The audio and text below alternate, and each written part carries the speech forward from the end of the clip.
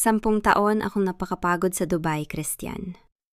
10 taon na dugo at pawis ang ipinadala ko. Pero, para sa pamilya ko, isa lang akong ATM na hindi nauubusan ng pera. At para sa'yo, isa lang akong pirasa ng papel sa isang huwad na kontrata.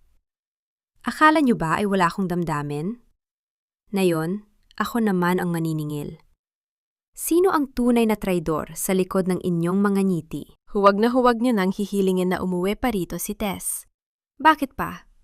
Para dagdagan ang pakainin natin dito sa bahay? Hanggat nagpapadala siya ng dirham mula sa Dubai, doon na lang siya mabulok sa disyerto.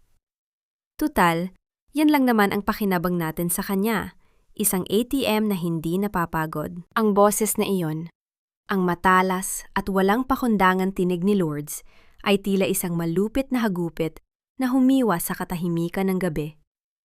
Nanigas si Tess sa kinatatayuan niya sa madilim na pasilyo ng kanilang lumang bahay sa Laguna.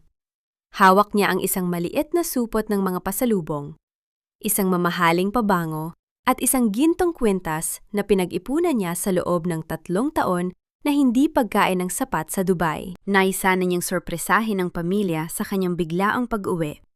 Ngunit ang bumati sa kanya ay ang malansang katotohanan. Sa loob ng salas, naririnig niya ang tawanan ng kanyang mga kamag-anak, ang kalansing ng mga basong puno ng mamahaling alak na binili gamit ang perang ipinadala niya para sana sa operasyon ng kanilang ina. Dahan-dahang napatingin si Tess sa kanyang sariling mga kamay. Ang mga palad na dati ay malambot, ngayon ay magaspang. May mga bakas ng paso mula sa mainit na plantsa at mga peklat mula sa matatapang na chemical na panlinis. Ang bawat lamat sa kanyang balat ay kwento ng 10 taon na pangungulila. Nang mga gabing umiiyak siya sa ilalim ng kumot habang tinitiis ang sigaw ng kanyang amo. Naramdaman ni Tess ang biglang panunuyo ng kanyang lalamunan. Ang kanyang dibdib ay tila binalot ng isang dambuhalang kamay na unti-unting pinipiga ang kanyang hininga.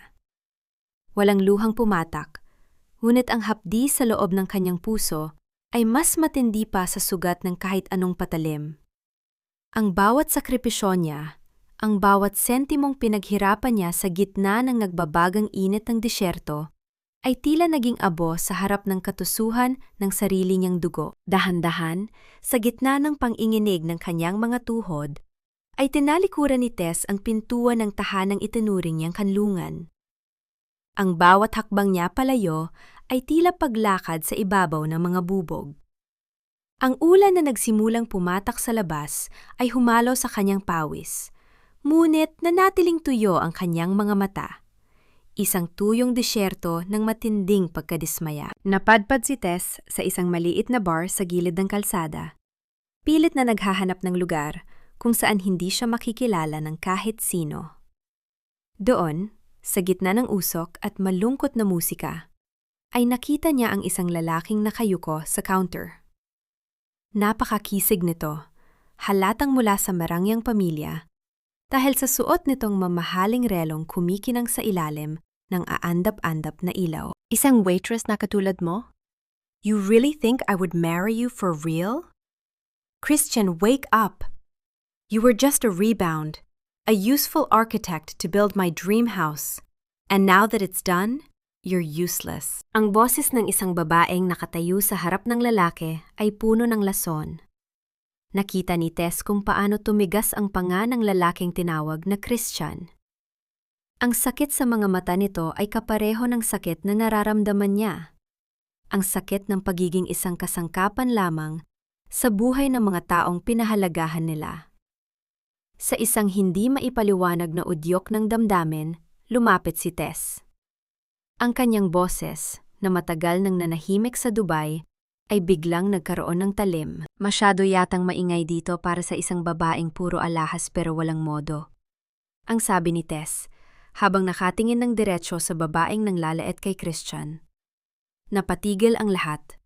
Tumingin si Christian kay Tess. Isang tinging puno ng gulat, pagkalito, at isang munting kislap ng pag-asa. Sa sandaling iyon, nagtagpo ang dalawang kaluluwang kapwa itinapon ng mga taong pinag-alayan nila ng buhay. Tumingala si Tess sa madilim na langit ng Laguna, na tila ba nagtatanong sa tadhana, ito na ba ang kabayaran sa 10 taon kong pagpapakasakit? Ang maging isang anino sa sariling tahanan at maging isang banyaga sa sariling bayan? Ngunit bago pa siya makatalikod, hinawakan ni Christian ang kanyang kamay. Ang pagkakahawak nito ay mahigpit. Tila ba ito ay isang taong nalulunod na nakasumpong ng isang salbabida sa gitna ng malupit na unos. Wait! Ang boses ni Christian ay mababa, ngunit puno ng otoridad. Magkano ang kailangan mo para magpanggap na asawa ko? Magkano ang halaga ng iyong paghihigante? Nanlamig ang buong katawan ni Tess. Ang tanong na yon ay tila isang pintuan na bumukas patungo sa isang mundong hindi niya kailanman inakalang papasukin niya. Sa kanyang isipan, umuukit ang mga salita ni Lourdes tungkol sa pagiging ATM niya. Anong gagawin mo, Tess? Mananatili ka bang isang martyr na inaapakan? O gagamitin mo ang pagkakataong ito para ipakita sa kanila na ang ATM na sinasabi nila ay may kakayahan ding maningil? Ang bawat letra sa papel na ito ay mga anino ng aking 10 taong pagpapakasakit. Ngunit sa pagkakataong ito, ako ang humahawak ng panulat, hindi ang tadhana. Nakatitig si Tess sa puting papel na nakalatag sa ibabaw ng lamesa. Ang bawat salita roon, contract, fiancé, compensation, ay tila mga banyagang salitang sumasakal sa kanyang lalamunan. Ang lamig ng aircon sa loob ng sasakyan ni Christian ay nanunuot sa kanyang basang duster. Ngunit mas matindi ang panghiinig ng kanyang puso. Sa labas, ang ulan ay tila walang balak tumigil. Humahampas sa salamin ng bintana, gaya ng paghampas ng katotohanan sa kanyang buhay. Naalala niya ang tawa ni Lourdes kanina. Ang bawat dirham na ipinadala niya ay naging bakal na ginamit para ikulong siya sa obligasyong walang katapusan. Hindi ko kailangan ng awa mo, Christian. Ang boses ni Tess ay mahina, kasing hina ng aandap-andap na ilaw ng kalsada sa labas. Kung akala mo ay madali akong mabili dahil lang nakita mo akong basang-basa sa ulan, nagkakamali ka. Tumingin si Christian sa kanya. Sa ilalim ng malamlam na ilaw ng dashboard, nakita ni Tess ang pagod sa mga mata ng arkitekto. Hindi ito awa, Tess. It's business. Ginamit ako ni Monica para sa career niya, at ngayon, kailangan kong patunayan sa pamilya ko na hindi ako ang talunang iniwan niya. I need someone who knows the value of hard work. Someone who won't just look at my bank account.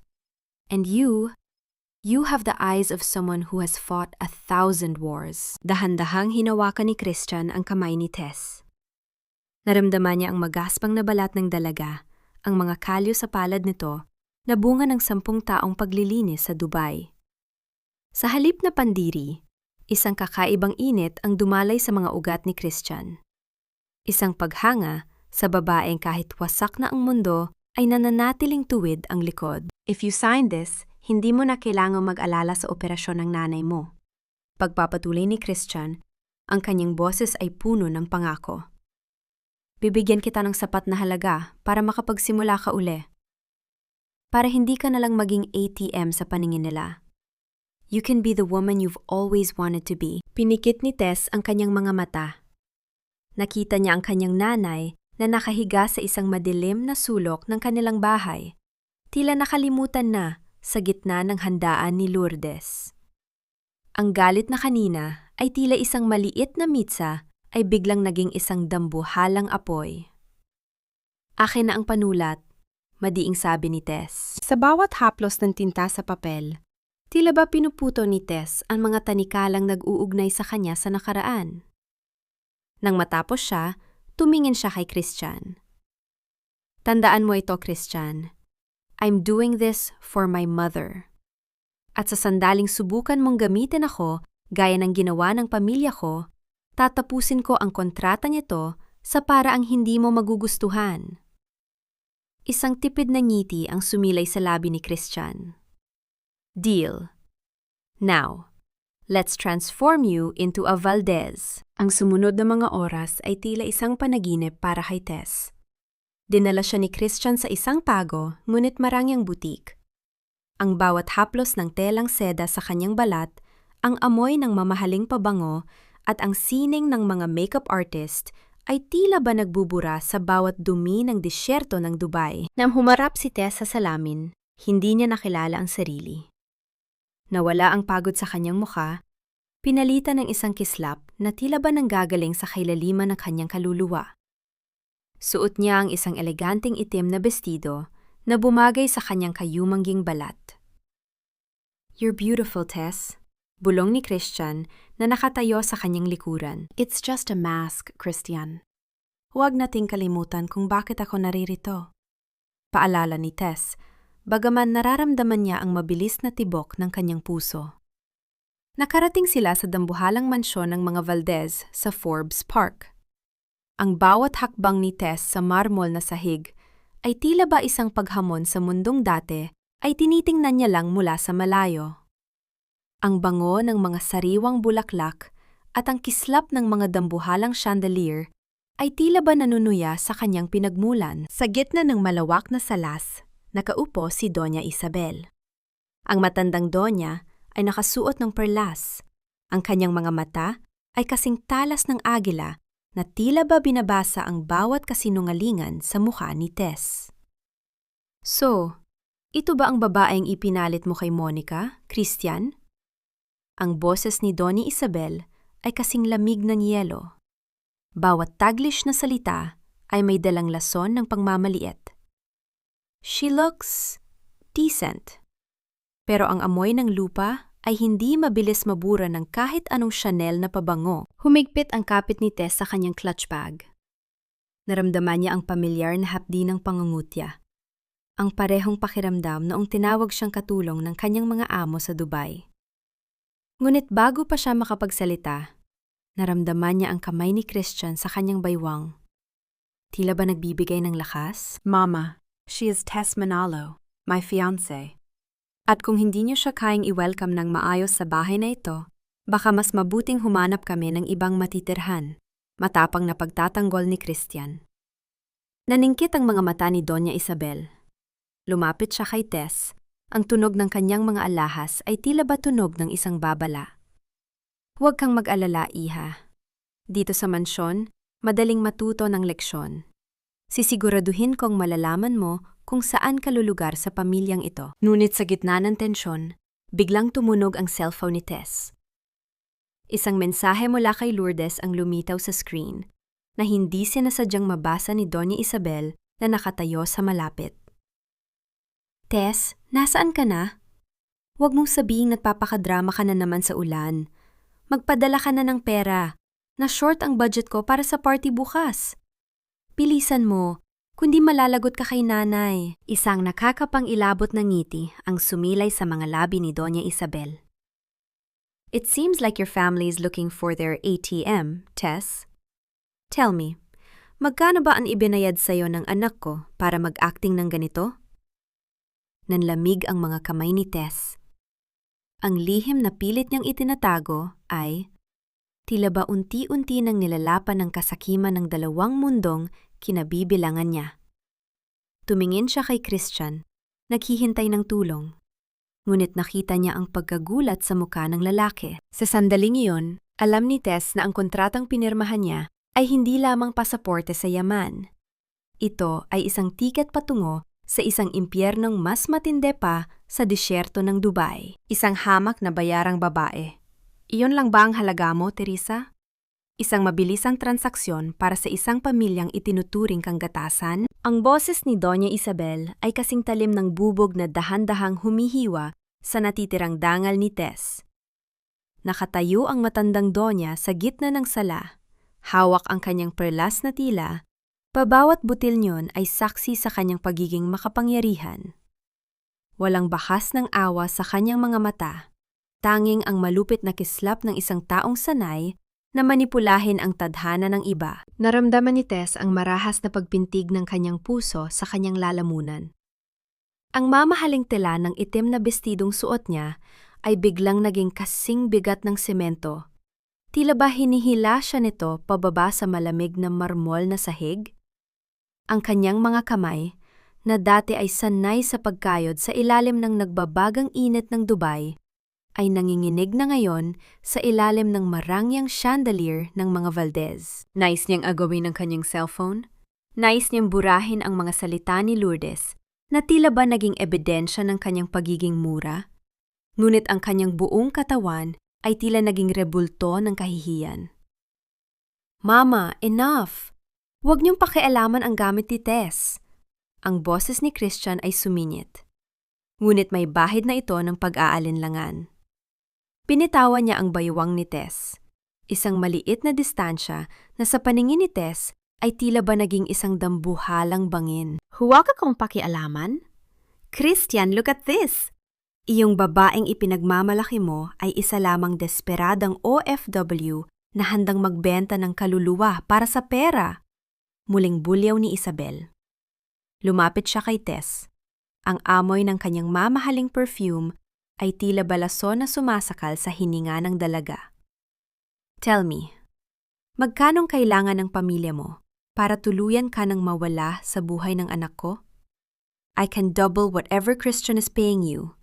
Basta siguraduhin mong hinding-hindi ko na makikita ang anino mo sa Forbes Park. Ito ang kanyang Vuvun Benchong. Ang pakiramdam na sa kabila ng magagandang damit at sining ng makeup, siya ay nananatiling alikabok sa paningin ng mga taong ito. Naalala ni Tess ang bawat gabi sa Dubai na hindi siya natutulog para lang makapag-overtime.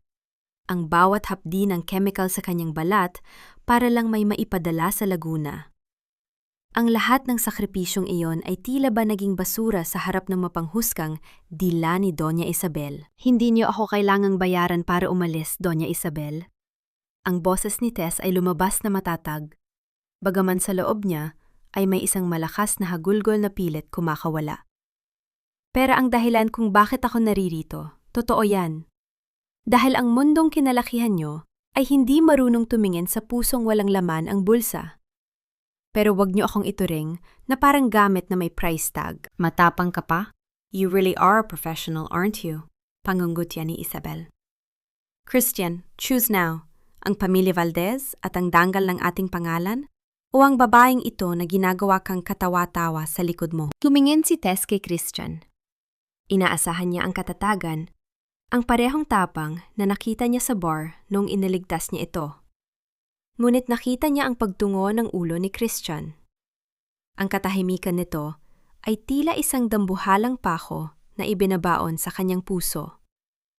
Ang arhitekto na kayang bumuo ng matatayog na gusali ay tila ba hindi kayang itayo ang sarili niyang paninindigan sa harap ng kanyang ina. Dahan-dahan, sa gitna ng tensyon, inayos ni Tess ang laylayan ng kanyang mamahaling gown. Naramdaman niya ang magaspang na balat ng kanyang mga daliri na humahaplo sa sutla. Isang masakit na paalala na siya ay isang bayuhan sa mundong ito. Tumingala siya. Pinahid ang isang patak ng luhang hindi niya hinayaang tuluyang dumaloy at tumalikod ng walang paalam. Tess, wait! Tawag ni Christian, ngunit hindi siya humabol. Habang naglalakad si Tess palabas ng dambuhalang gate ng mansyon, naramdaman niya ang muling pag-vibrate ng kanyang cellphone. Sa pagkakataong ito, hindi mensahe, kundi isang tawag. Mula sa kanyang lihim na kaalyado sa Dubai, si Sarah, ang tanghing nakakaalam ng lahat ng dumi ng kumpanya ni Christian bago pa man siya umuwi. Tess, kailangan mo malaman, ang ex ni Christian, si Monica, hindi siya basta nang iwan lang.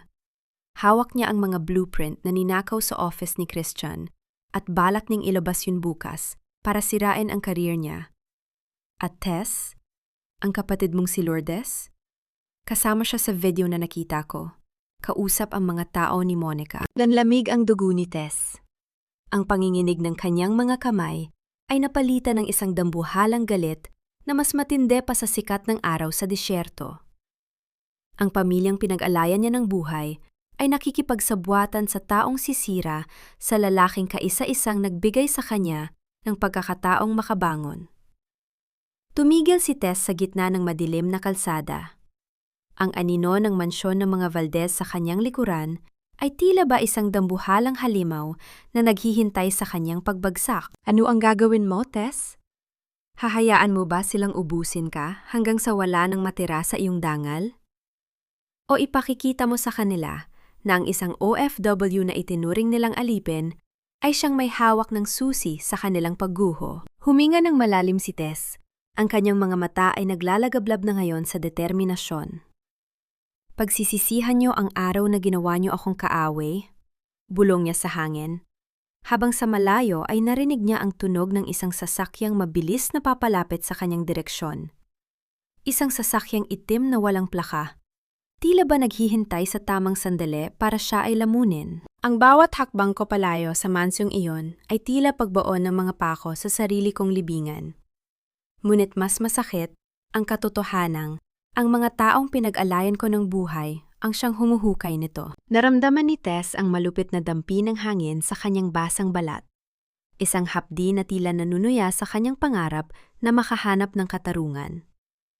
Habang naglalakad siya sa gilid ng madilim na kalsada ng Forbes Park, ang liwanag ng mga streetlights ay tila mga mapanghusgang mata na sumusunod sa kanyang bawat galaw.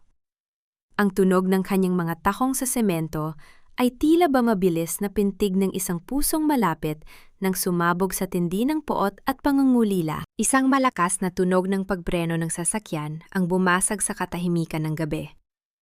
Ang itim na sasakyan kanina, pasumusunod sa kanya, ay biglang humarang sa kanyang dadaanan. Naglalabas ng nakakasilaw na liwanag mula sa mga headlight nito. Na tila ba nagnanais na bulagin ang kanyang diwa? Bumaba ang salamin ng bintana. Hindi si Christian, hindi rin si Doña Isabel.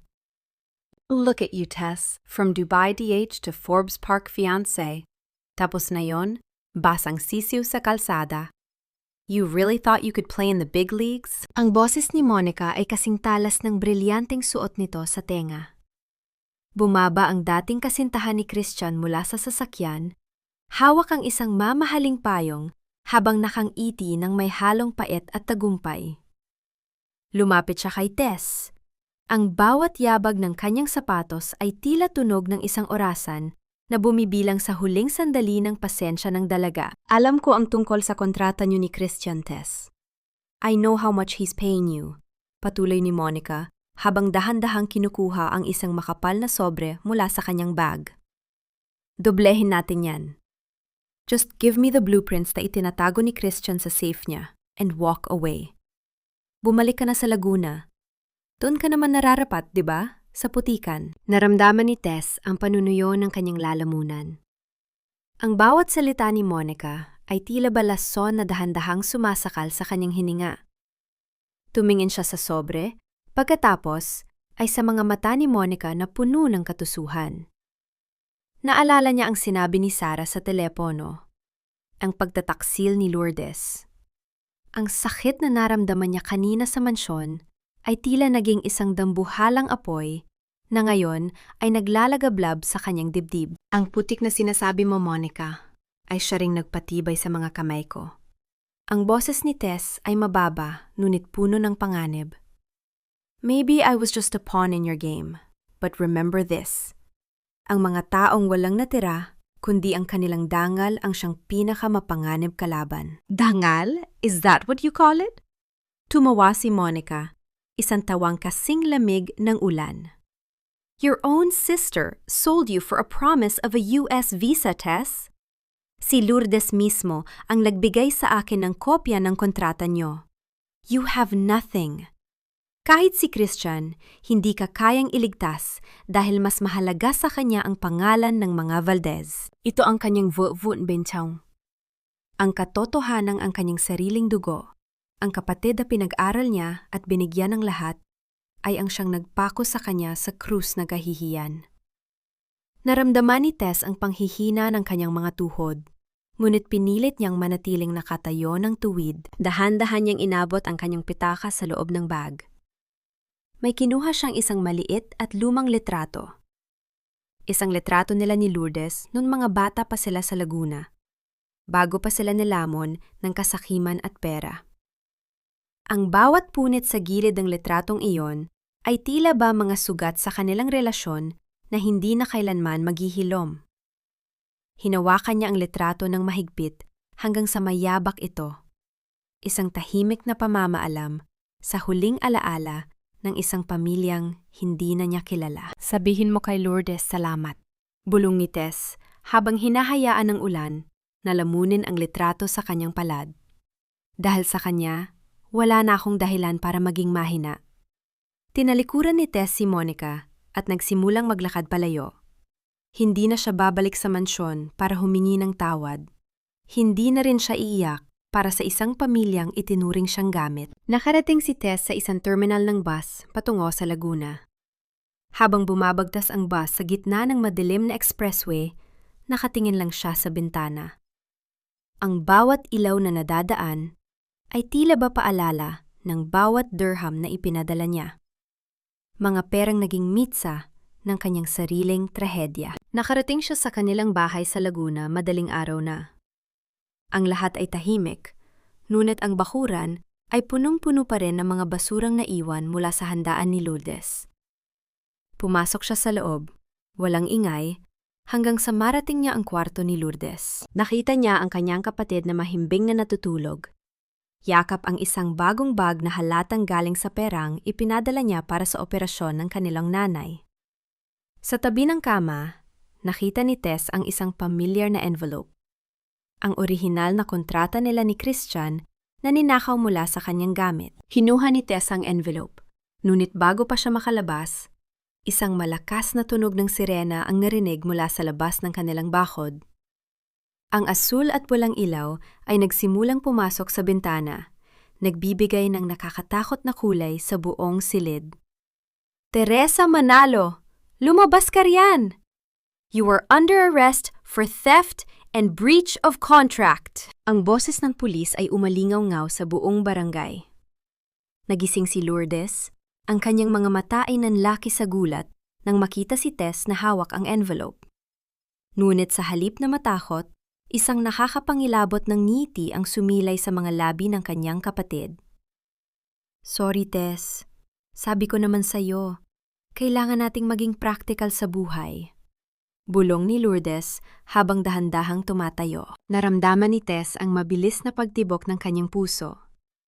Hindi lamang si Monica ang kalaban niya. Hindi lamang si Doña Isabel.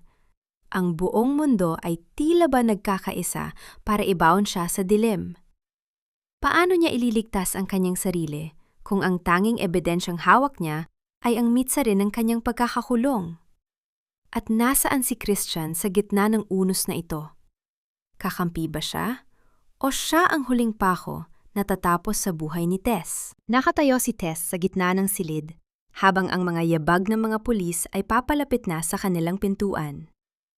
Ang laban ay hindi pa tapos. Sa katunayan, ang tunay na paniningil ay kasisimula pa lamang. Akala mo ba? Dahil nagpadala ka ng ilang libong dirham, pag-aari mo na ang buhay namin? Dito sa presento, Tess, hindi ka bayani. Isa ka lang kriminal na nagtangkang magnakaw sa mga taong higit na mas mataas sa'yo. Ang boses ni Lourdes ay kasing talas ng bubog. Walang bakas ng pagmamahal, habang pinapanood niya ang dalawang pulis na dahan-dahang inilalapat ang malamig na bakal ng posas sa mga kamay ni Tess. Ang bawat pag-ikot ng susi, ang bawat kalansing ng bakal, ay tila ba tunog ng isang hatol na bitay sa 10 taon na pagpapakasakit ng dalaga sa ibang bansa. Nakatayo si Tess sa gitna ng kanilang maliit na sala.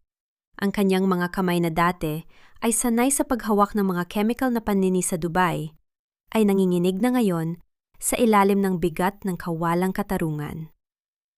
Tumingin siya sa kanyang paligid. Ang mga dingding na ipinagawa niya, ang telebisyong binayaran niya ng overtime, at ang sofa kung saan nakaupo si Lourdes.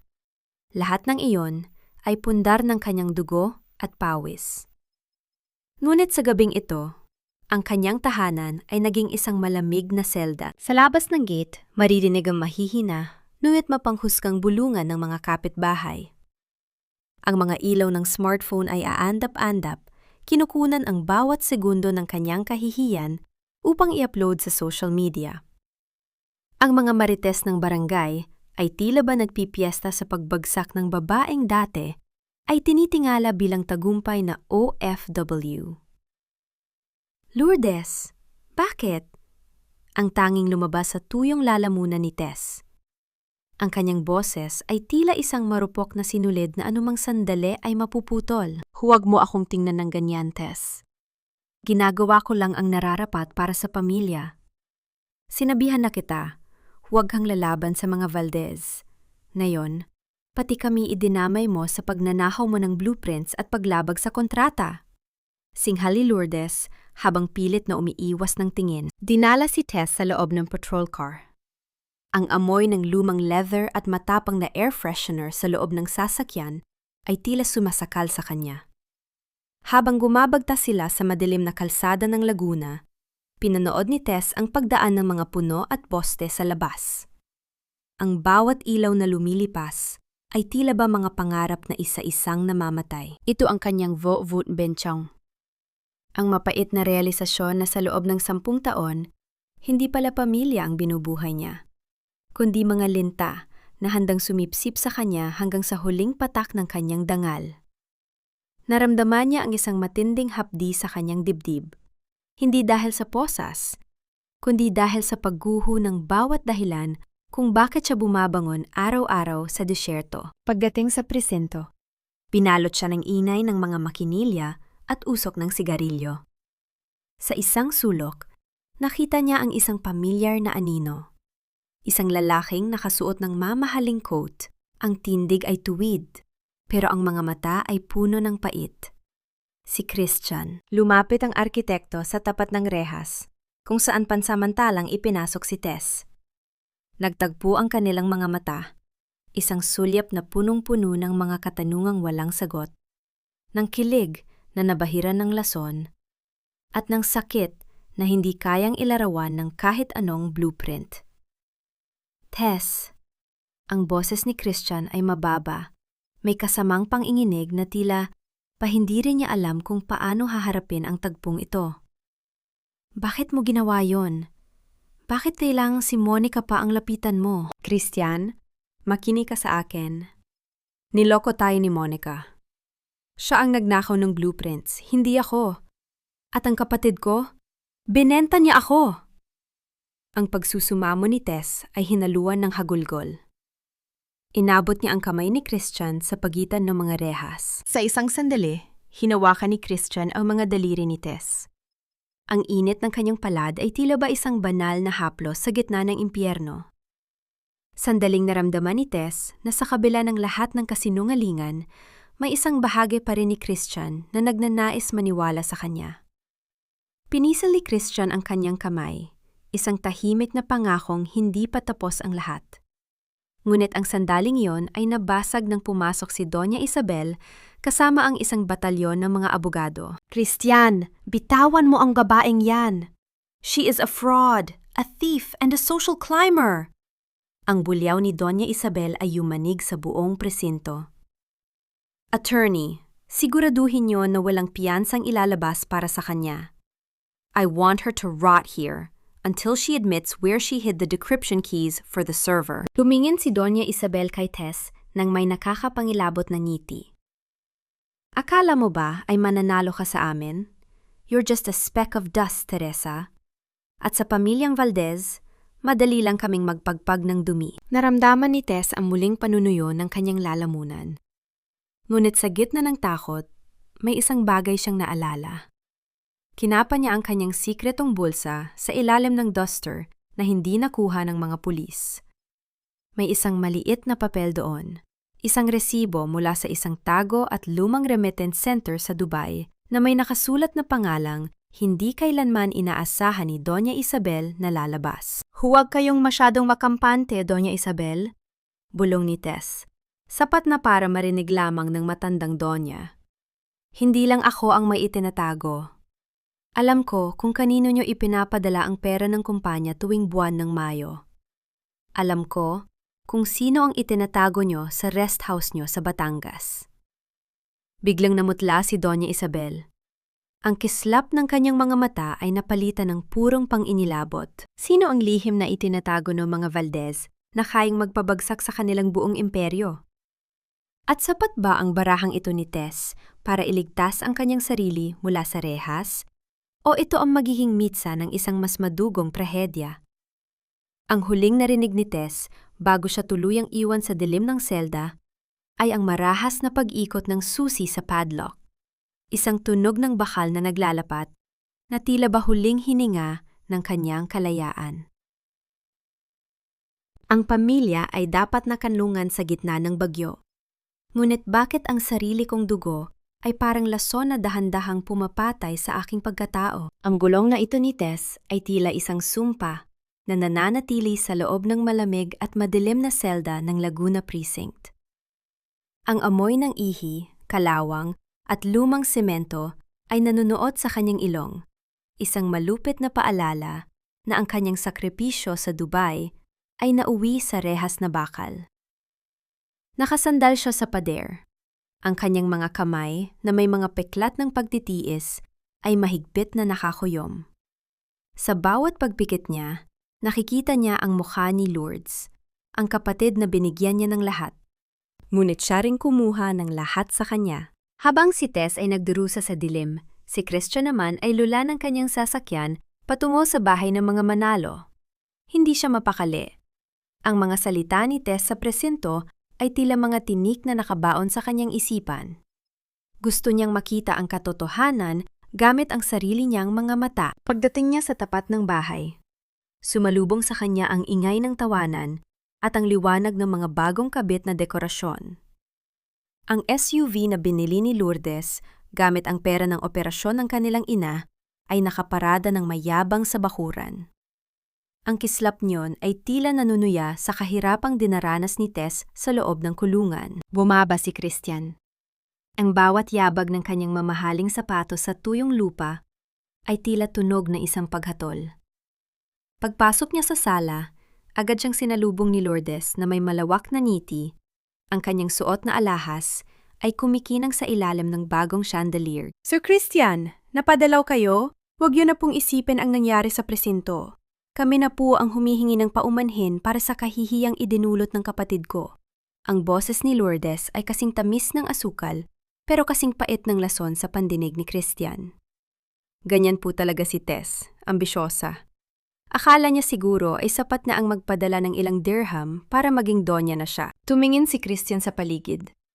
Nakita niya ang kanyang ina, si Doña Isabel, na nakaupo rin doon. Tila ba may lihim na kasunduang nabubuo sa pagitan ng dalawang babae. Isang matinding kaba ang gumapang sa kanyang dibdib.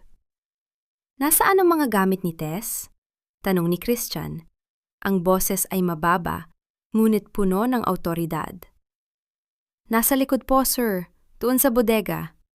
Puro basura lang naman ang laman ng mga balikbayan box na ipinadala niya. Sagot ni Lourdes habang humahalakak. Naglakad si Christian patungo sa bodega sa likod ng bahay. Ang amoy ng alikabok at amag ay sumalubong sa kanya. Doon, sa isang madilim na sulok, nakita niya ang 10 balikbayan box na may pangalan ni Tess. Nakasulat sa marker ang mga salitang, "Para kay nanay. Para kay Lourdes. Regalo sa Pasko." Dahan-dahang hinaplos ni Christian ang isa sa mga box. Napansin niyang ang mga ito ay hindi man lang binuksan. Ang mga tape ay buo pa, ngunit nababalot na ng makapal na alikabok at kinakain na ng anay ang ilalim. Ang bawat kahon ay simbolo ng 10 taong pangungulila ni Tess, ng mga oras na hindi siya kumain para lang may maipadala. Ngunit para sa pamilyang ito, ang mga regalong ito ay walang halaga dahil mas gusto nila ang mabilis na cash. Naramdaman ni Christian ang isang matinding lula. Ang injustice engine sa kanyang puso ay nagsimulang mag-apoy. Naalala niya ang magagaspang na kamay ni Tess. Ang bawat kalyo sa palad ng babae ay kwento ng pag-ibig na hindi kailanman sinuklian ng pasasalamat. Sir Christian, bakit kayo nandyan sa madilim? Sumungaw si Lourdes sa bodega. Ang kanyang mga mata ay naniningkad sa kuryosidad. Bakit hindi niyo binuksan ang mga ito, Lourdes? These were her sacrifices. Tanong ni Christian, hindi inaalis ang tingin sa mga kahon.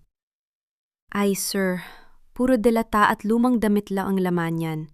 Mas kailangan namin ng pera. Walang pakialam na sagot ni Lourdes. Lumapit siya kay Christian. Sinubukan niyang hawakan ang braso nito sa paraang mapanukso. Alam niyo, sir, kung kailangan niya ng tunay na partner, nandito naman ako.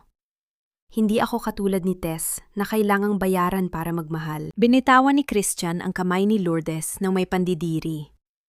Ngunit sa gitna ng kanilang pag-uusap, isang maliit na pouch ang nalaglag mula sa bulsa ng isa pang kahon na natabig ni Lourdes. Mabilis na pinulot ni Lourdes ang pouch. Ang kanyang mga mata ay nanlaki nang makita ang nilalaman yon. Hindi ito delata. Hindi rin ito lumang damit. Doon, sa loob ng pouch, ay ang orihinal na kontrata ng kasal nina Christian at Tess, kasama ang isang USB drive na may nakasulat na ebidensya laban kay Monica. Isang nakakapangilabot na ngiti ang sumilay sa mga labi ni Lourdes. Tiningnan niya si Christian, at pagkatapos ay sumigaw patungo sa loob ng bahay. Doña Isabel, halika rito! Tingnan niyo kung anong nahukay ko. Ang ebidensyang magpapakulong kay Tess habang buhay. Nanlamig ang dugo ni Christian. Ang liham na dapat ay magliligtas kay Tess ay nasa kamay na ngayon ng taong handang pumatay sa kanya para sa sariling interes. Sa loob ng selda, biglang nakaramdam si Tess ng isang matinding hapdi sa kanyang dibdib. Tila ba may isang mahalagang bagay na tuluyan ng nawala? Tumingala siya sa maliit na bintana kung saan anino lamang ng buwan ang nakikita. Christian, huwag mo silang hahayaang ubusin ang huling alas ko. Bulong ni Tess sa hangin, ngunit huli na ang lahat. Narinig ni Christian ang marahas na pag-agaw ni Doña Isabel sa kontrata. Ang tunog ng pagpunit ng papel ay umalingaw-ngaw sa tahimik na gabi ng Laguna. Isang tunog na tila ba huling hininga ng pag-asa ni Tess na makamit ang katarungan. Paano na ililigtas ni Christian ang babaeng mahal niya kung ang tanging patunay ng kanilang ugnayan ay ginagawa ng abo sa harap ng kanyang mga mata? At ano ang gagawin ni Lourdes na yung alam na niya ang bawat detalye ng kontrata? Akala mo ba ang pirasong papel na ito ang magiging pasaporte mo para maging isang Valdez? Basura lang ito, Christian. Isang pirasong dumi na dapat matagal na nating sinunog, gaya ng babaeng nag-uwi nito. Ang tinig ni Doña Isabel ay kasing lamig ng hanging nanggagaling sa isang punerarya. Habang dahan-dahang nalalaglag ang mga piraso ng pinunit na kontrata sa maruming sahig ng bodega, tila ba bawat hibla ng papel ay mga bahagi ng buhay ni Tess na isa-isang binubura sa mundo. Ang bango ng lumang papel at alikabok ay humalo sa amoy ng tagumpay na nakaukit sa mukha ng matandang donya. Nakatitig lamang si Christian sa mga pirasong iyon. Naramdaman niya ang panunuyo ng kanyang lalamunan. Ang bawat laway na kanyang nilulunon ay may lasa ng pait at pagsisisi. Ang katahimikan sa loob ng bodega ay tila isang dambuhalang kamay na sumasakal sa kanyang dibdib. Sa bawat segundo ng kanyang pananahimik, tila ba lalong lumalalim ang pagkakalubog ni Tess sa putikan ng kawalang katarungan. Mama, hindi niyo alam ang ginagawa niyo. That USB, it contains the truth about Monica. Ang boses ni Christian ay nanginginig, hindi dahil sa takot, kundi dahil sa matinding pot na unti-unting nagliliyab sa kanyang puso. Truth? Christian, wake up! Ang katotohanan ay ang kailangan mong pakasalan si Monica para maisalba ang merger ng ating kumpanya. At ang babaeng yan? Isang DH na nagnakaw ng puso mo at ng pera natin. Buliw ni Isabel habang ibinibigay ang USB kay Lourdes. Hija, siguraduhin mong mawawala ang laman nito. At kapalit niyan, ang pangako kong US visa, ituring mo ng hawak mo. Isang malawak at nakakapangilabot ng iti ang sumilay sa mga labi ni Lourdes. Hinaplos niya ang maliit na USB drive na tila ba yon ang susi sa kanyang mga pangarap. Huwag kayong mag-alala, Doña Isabel. Burado na si Tess sa buhay natin. Mas mabuti nang mabulok siya sa kulungan kaysa maging pabigat pa rito. Ito ang kanyang nababasag sa loob. Ang katotohanang ang sarili niyang kapatid ay ipinagpalit ang kanyang buhay para sa isang pirasong tatak sa pasaporte.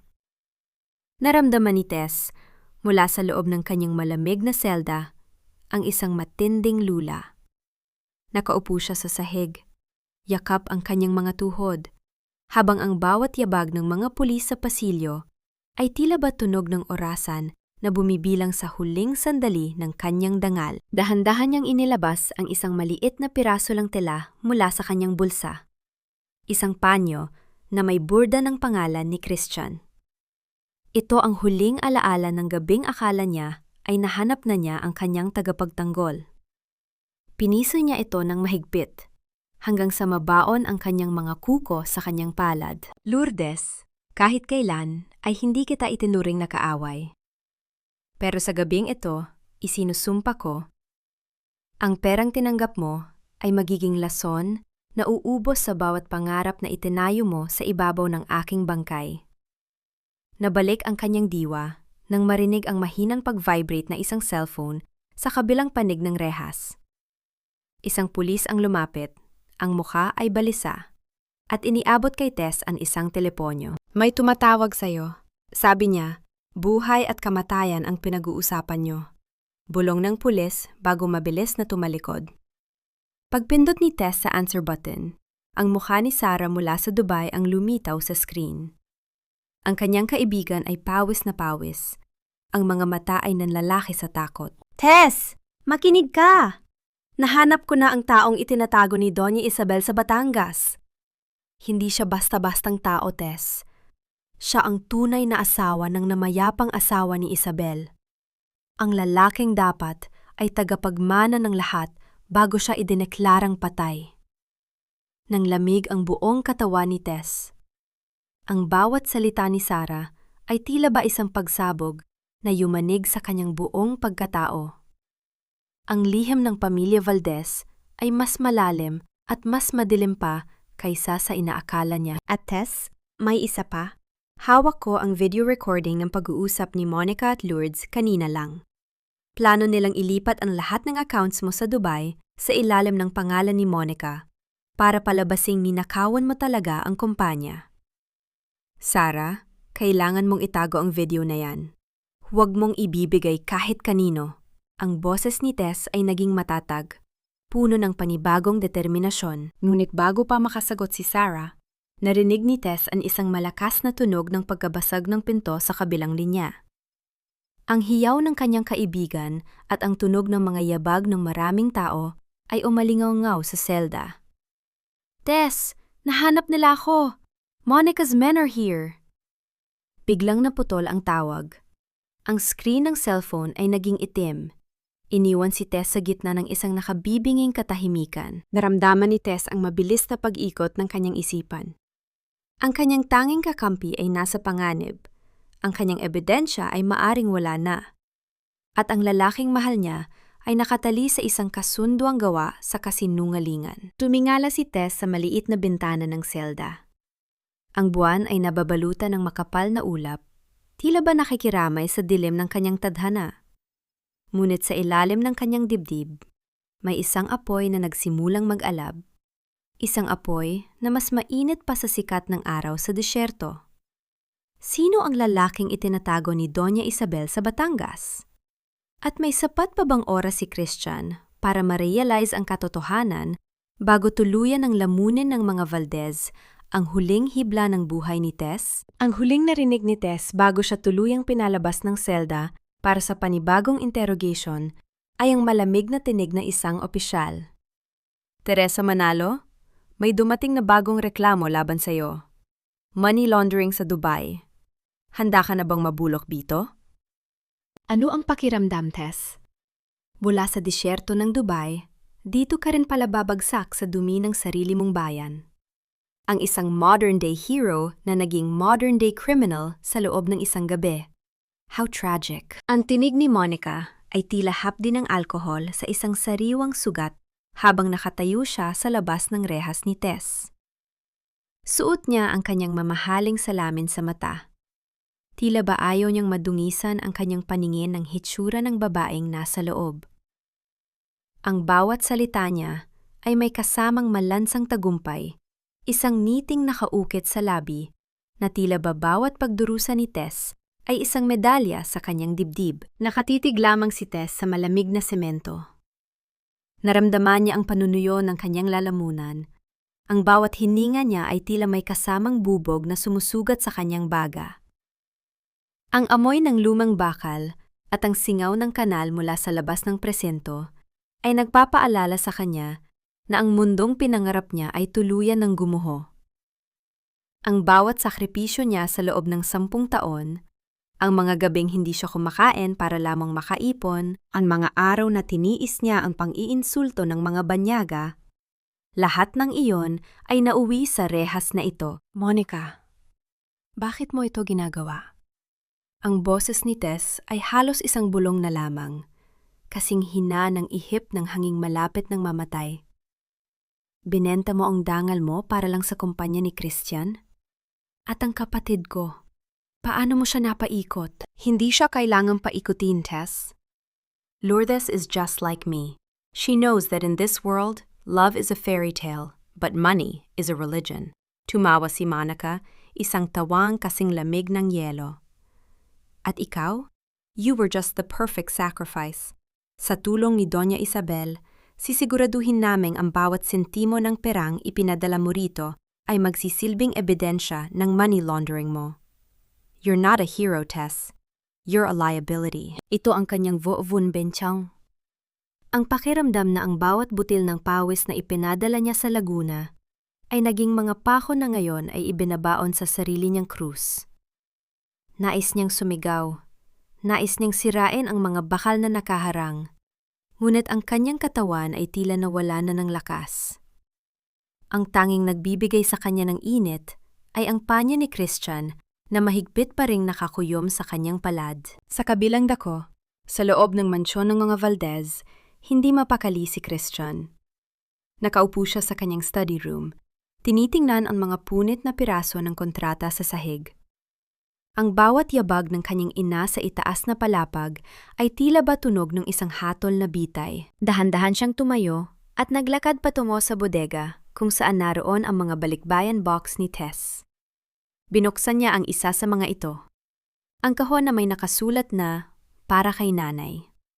Sa loob niyon, hindi lamang mga delata at gamot ang nakita niya. Sa ilalim ng mga lumang damit, nakakita siya ng isang maliit na notebook. Nang buksan ni Christian ang notebook, bumuhos ang bawat lihim na pilit itinago ni Tess sa loob ng 10 taon. Ang bawat pahina ay puno ng mga petsa at halaga. Ngunit sa gilid niyon ay ang mga sulat ni Tess para sa sarili. Gutom na ako, pero kailangan ko mag-overtime para sa gamot ni nanay. Pinahiya ako ng amo ko ngayon. Tinawag akong basura, pero okay lang. Basta makapag-aral ang mga anak ni Lourdes. Ang puso ni Christian ay tila piniga ng isang dambuhalang kamay. Ang bawat kalyo sa kamay ni Tess na hinawakan niya sa presinto ay biglang nagkaroon ng boses. Hindi ito kamay ng isang kriminal. Ito ang kamay ng isang babaeng namatay na ng ilang beses para lang mabuhay ang iba. Ngunit sa gitna ng kanyang pagbabasa, isang itim na sobre ang nalaglag mula sa notebook. Binuksan ito ni Christian at nanlamig ang kanyang buong pagkatao. Hindi ito galing kay Tess. Ito ay isang bank statement sa ilalim ng pangalan ni Doña Isabel na nagpapakita ng regular na paglilipat ng pondo patungo sa isang tago at pribadong nursing home sa Batangas. Nabalik ang kanyang diwa nang marinig ang marahas na pagbukas ng pinto. Pumasok si Doña Isabel, ang mukha ay punong-puno ng ngit-ngit. "Christian, what are you doing here? I told you to stay away from that girl's trash," ang bulyaw ni Isabel. "Trash, Mama? O ebidensya ng mga kasinungalingan nyo?" Tugon ni Christian habang itinataas ang notebook at ang itim na sobre.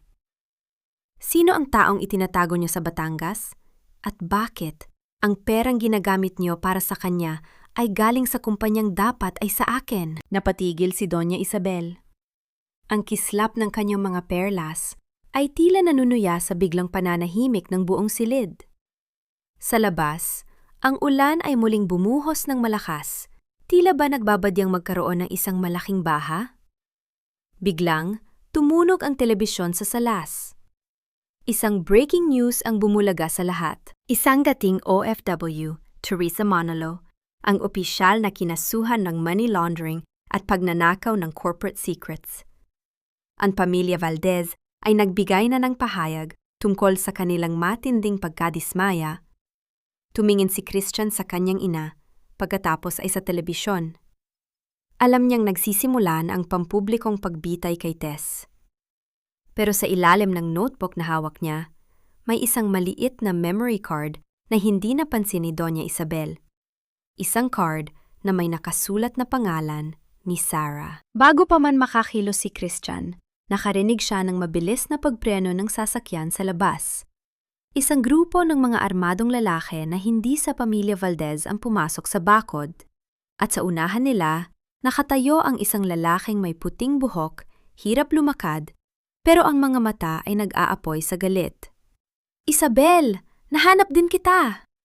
Ang boses ng matanda ay umalingaw-ngaw sa buong mansyon, kasing lakas ng kulog sa gitna ng bagyo. Sino ang matandang ito? At may kinalaman ba siya sa taong itinatago sa Batangas? Sa loob ng selda, naramdaman ni Tess ang isang matinding kaba.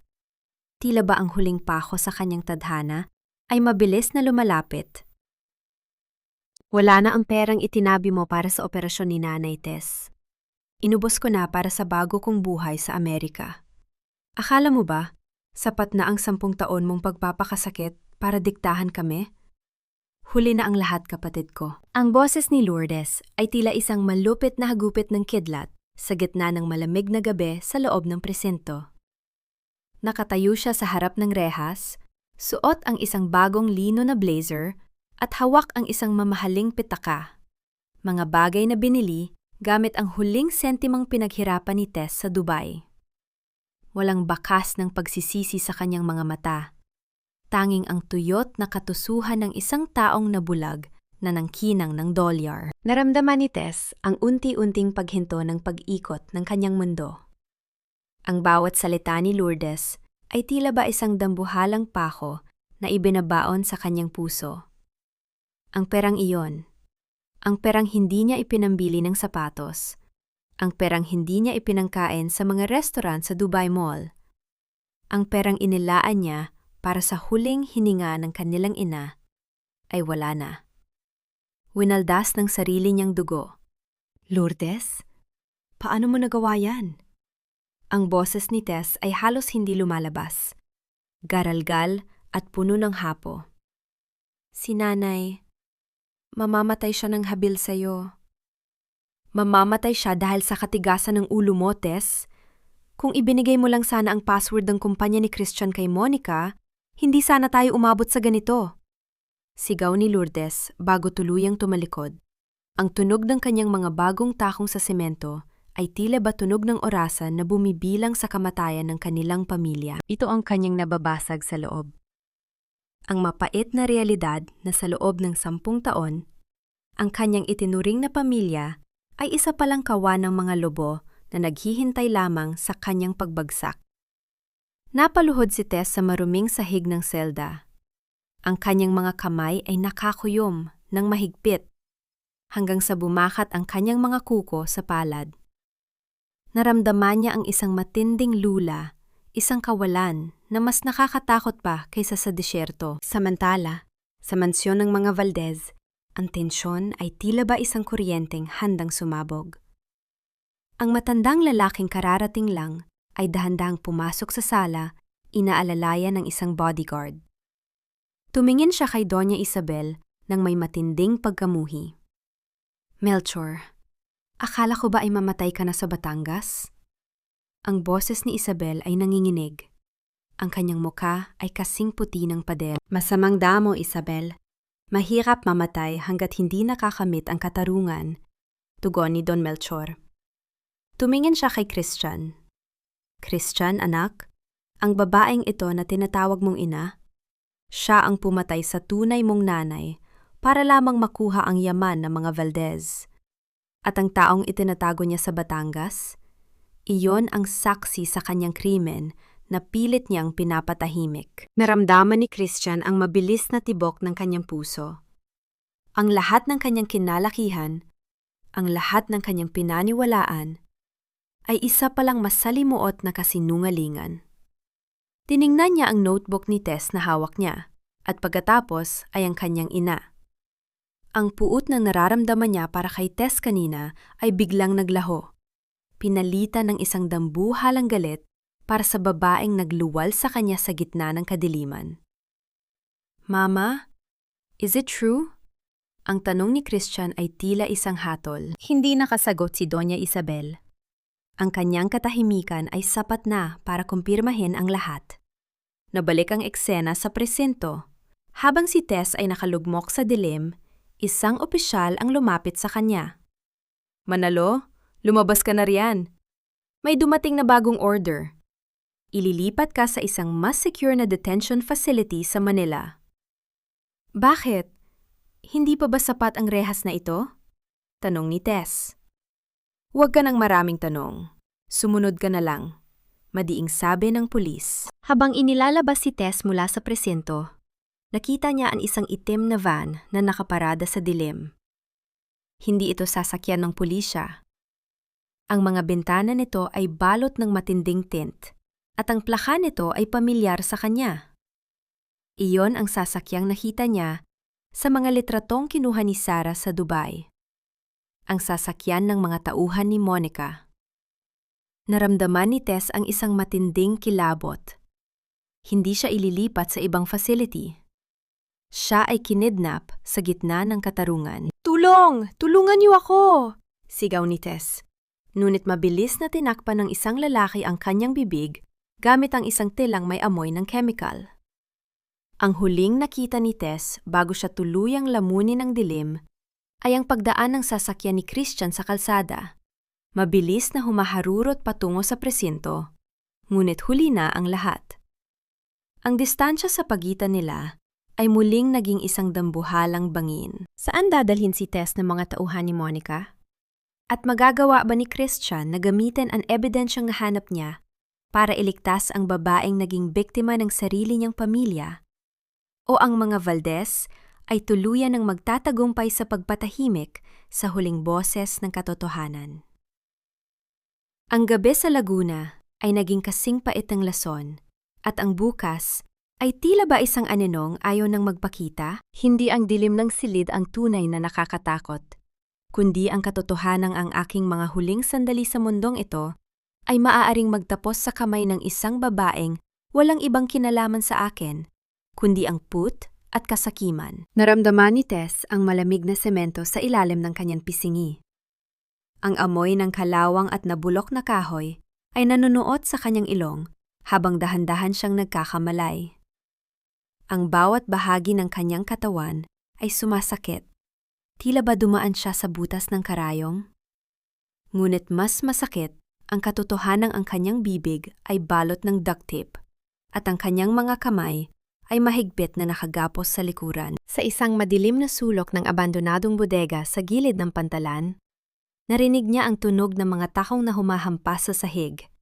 Isang ritmo na tila ba bumibilang sa huling sandali ng kanyang buhay. Kising na pala ang ating heroine. Ang boses ni Monica ay umalingaw sa katahimikan, puno ng panunuya at malansang katuwaan. "How does it feel, Tess?" Isang hamak na katulong na nangarap maging prinsesa, na yon ay nakahandusay sa dumi. "You really thought Christian would save you?" Sa oras na ito, abala na siya sa paglilinis ng pangalan ng kanyang pamilya. Sinubukan ni Tess na sumigaw, ngunit tanging isang mahinang ungol lamang ang lumabas sa kanyang lalamunan. Ang kanyang mga mata ay naglalagablab sa galit habang nakatingin kay Monica. Dahan-dahang lumapit si Monica at marahas na hinablot ang buhok ni Tess upang pilitin itong tumingin sa kanya. "Ibigay mo sa akin ang password ng server ni Christian. I know he trusted you with it. Kung hindi, sisiguraduhin kong hindi ka na makakabalik sa Laguna para makita ang bangkay ng nanay mo." Ito ang kanyang nababasag sa loob.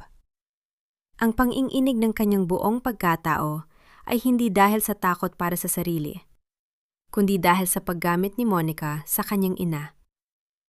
Naramdaman ni Tess ang isang matinding lula, isang kawalan, na tila ba ang lahat ng kanyang 10 taon na sakripisyo sa Dubai ay naging abo na lamang sa hangin. Ngunit sa gitna ng kanyang paghihirap, naramdaman ni Tess ang isang matigas na bagay sa loob ng kanyang medyas.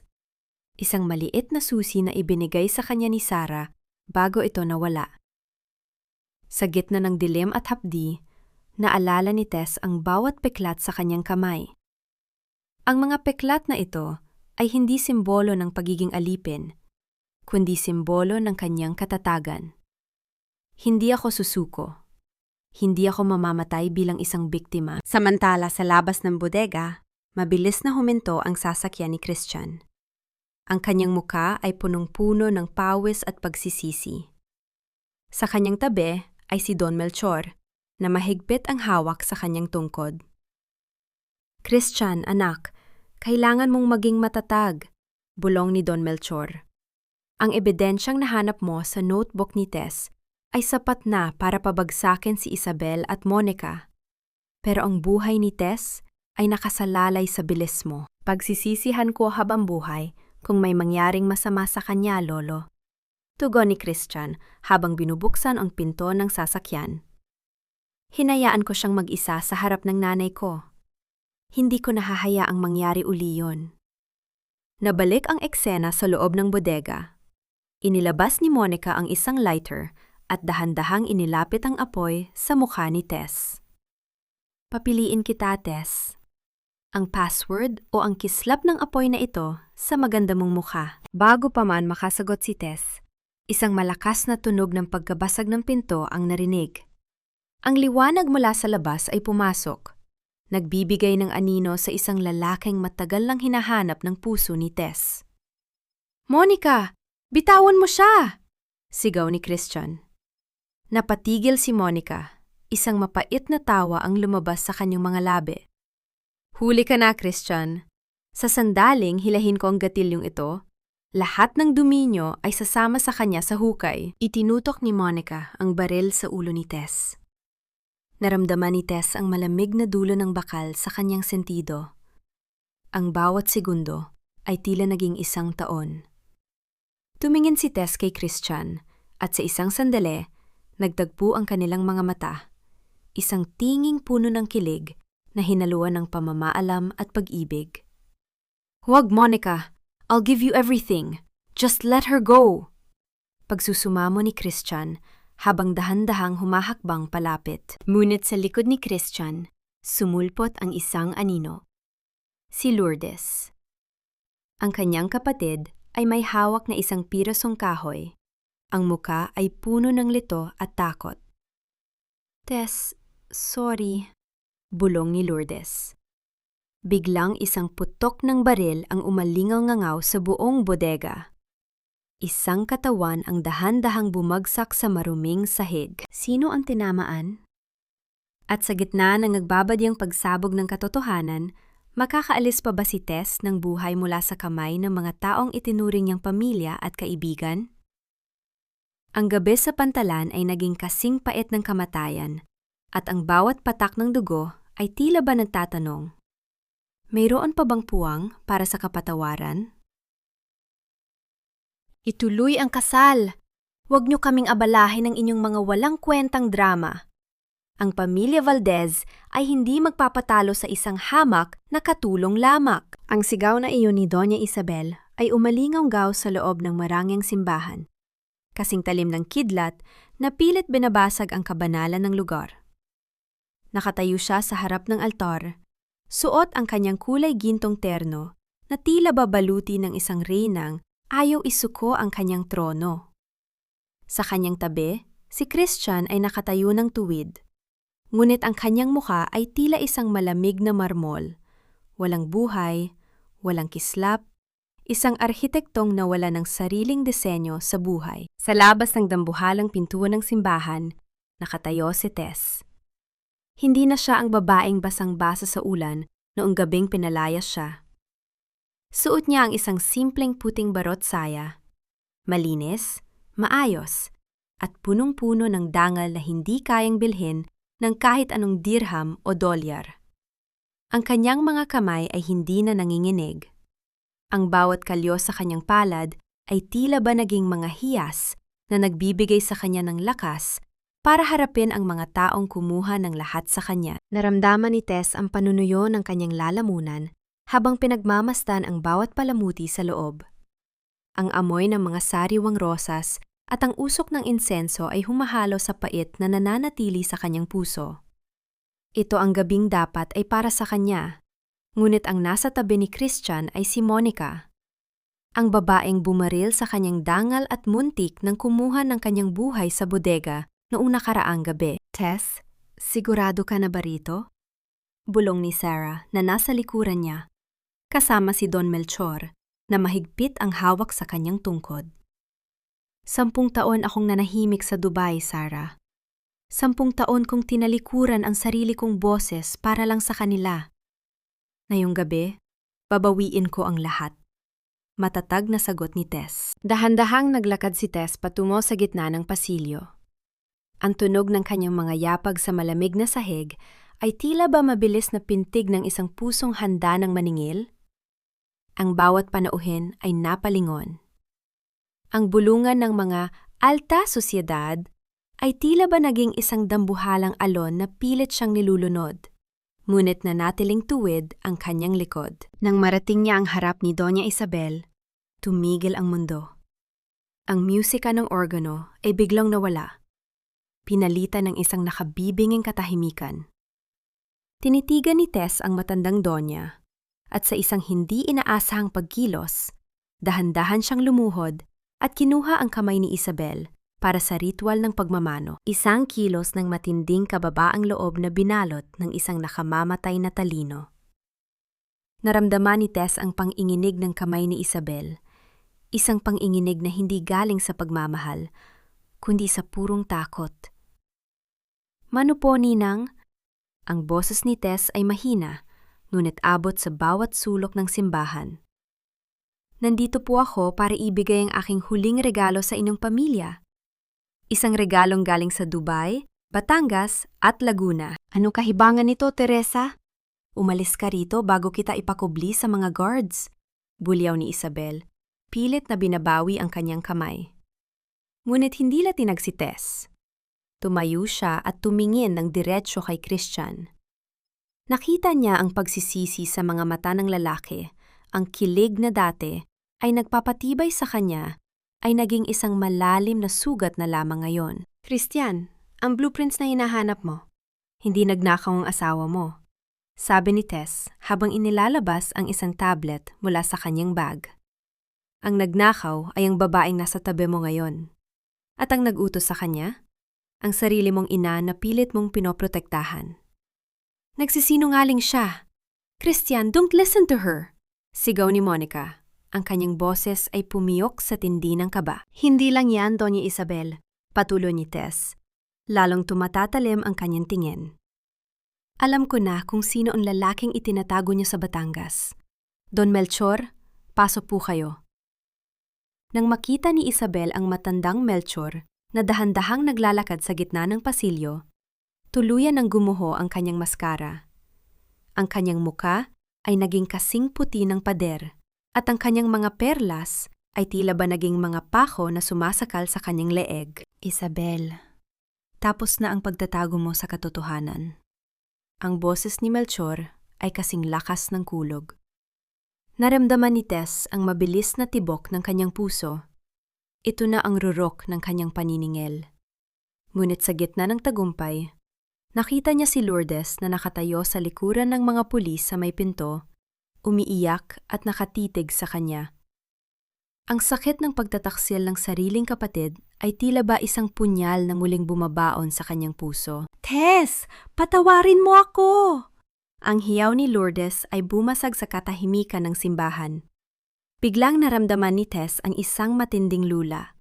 Ang lahat ng ginto, ang lahat ng katotohanan, at ang lahat ng sakit ay tila ba nag-aagawan sa kanyang diwa. Tumingin siya kay Christian, na ngayon ay dahan-dahang lumalapit sa kanya, iniiwan si Monica sa altar. Tess, asawa ko. Ang bulong ni Christian ay puno ng pagsusumamo. Ngunit bago pa man mahawakan ni Christian ang kamay ni Tess, isang malakas na tunog ng pagbagsak ang narinig mula sa gilid ng altar. Si Doña Isabel ay bumagsak sa sahig, hawak ang kanyang dibdib, habang ang bawat hininga nito ay tila ba huling hininga ng isang naghihingalong imperyo. Sa gitna ng kaguluhan, isang katanungan ang umalingaw-ngaw sa isipan ni Tess. Nakamit na ba niya ang katarungan kung ang kabayaran nito ay ang tuluyang pagkawasak ng pamilyang Valdez at ang sarili niyang dugo? At sapat ba ang pag-ibig ni Christian para itayo ang isang bagong bukas mula sa mga abo ng gabing ito? Ang huling narinig ni Tess bago siya tuluyang lumabas ng simbahan ay ang tunog ng mga sirena ng pulis at ambulansya na papalapit. Isang tunog na tila ba naghuhudyat na ang gabi ng paniningil ay tapos na. Ngunit ang gabi ng paghilom ay malayo pa. Hindi ang ginto ng mga Valdez ang nagnakaw sa aking buhay, kundi ang bawat patak ng luhang inubos ko para sa pamilyang itinuring akong isang gamit na may hangganan. Ang bulong na ito ni Tess ay tila isang sumpa na nanatili sa hangin habang ang simbahan ay nababalot ng purong kaguluhan. Ang amoy ng insenso ay napalitan ng malapot na amoy ng takot. Nakatayo siya sa gitna ng pasilyo. Ang kanyang puting barutsaya ay tila ba isang makinang nabaluti sa gitna ng madilim na katotohanan. Pinanood niya si Doña Isabel na binuhat ng mga medical staff. Ngunit ang kanyang mga mata ay agad ding bumalik sa babaeng pilit na tumatakas patungo sa gilid ng altar. Monica, saan ka pupunta? Hindi pa tayo tapos.